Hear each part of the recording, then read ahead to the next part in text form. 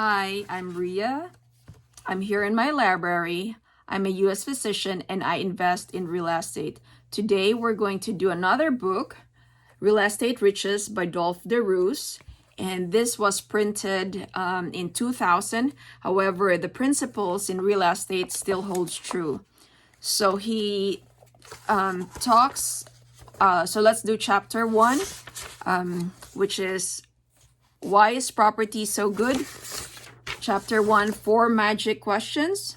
And to do the first question today would be, how many dollars worth of stock can you buy with $100,000 cash? So to reiterate, if you have $100,000 worth of cash, how much stock can you buy? So the answer would be $100,000 worth of stock. You can buy $100,000 worth of stock. But then you would say, what about margin? Now, I do have some stocks, but I'm more into real estate. So margin is you can like borrow from the investment houses. However, the investment houses would only let you do this for a very limited number of stock, and they can only do about 30% of the value of the stock. And now you have to be careful, because if the stock value goes down, then the investment houses would do a margin call. So margin call is that they would want the money, right, to bring up your margin to an acceptable level. So you need to be prepared for that money in cash when the investment houses command for a margin call. Now let's compare that to real estate. So your $100,000 cash can buy $100,000 worth of property, cash, or you can buy a $200,000 worth of property. That means you take 50% mortgage, and then your $100,000 would be a down payment. Or you can also buy a $1 million investment, and you take $900,000 mortgage. Now you would say to yourself, how am I able to pay the $900,000 mortgage, right? So that would be a very concerning question. Now, if you buy correctly, if you bought wisely, your $1 million property should be able to carry all the expenses and interest associated with that investment.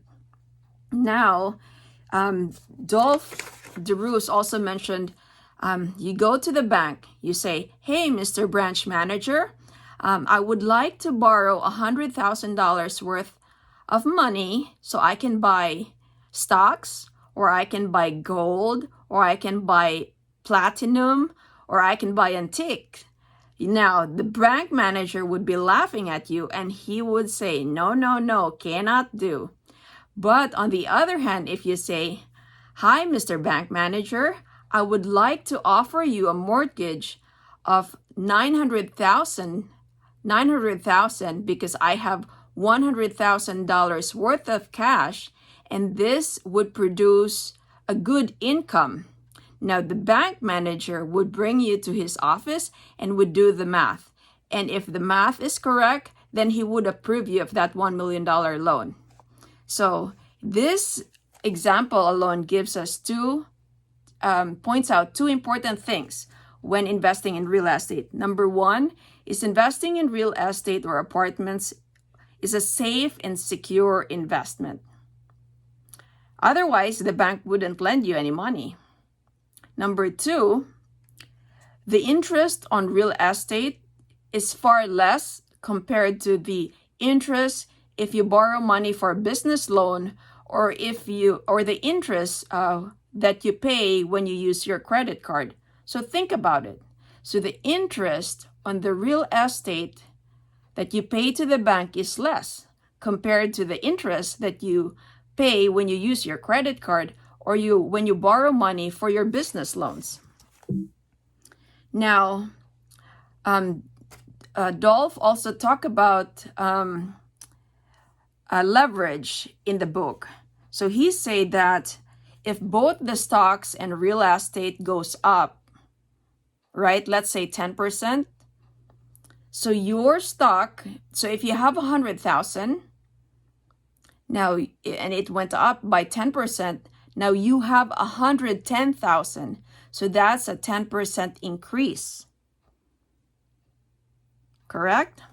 Now, if you have a $1 million property and it went up by 10%, now do the math. So 1 million times 10% is a 1,100,000. So that's a profit of 100,000. So your property went up by 100,000. It's not 10,000, but it's 100,000. It's 10% of the 1 million. Now leverage can also both work in both ways. So it can go up and it can also go down. So if it goes down, so let's say 10% of the stock went down, then you only lose 10%. Now, if your property lose 10%, so you lose that 100,000. All right? So stay tuned. We're going to do the question 2 on the next video. Happy investing!